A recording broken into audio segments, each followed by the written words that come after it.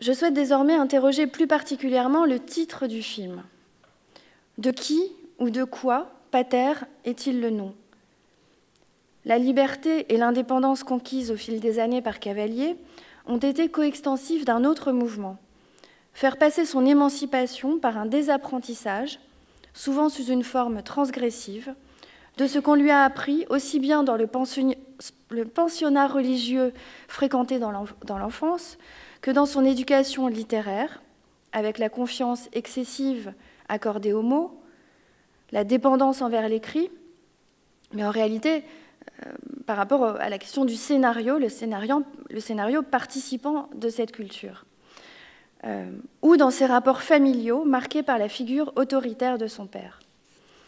De même que la frontière entre fiction et documentaire est privée de toute pertinence, de même il s'agit pour lui, je le cite, d'échapper au binaire qui lui a été enseigné.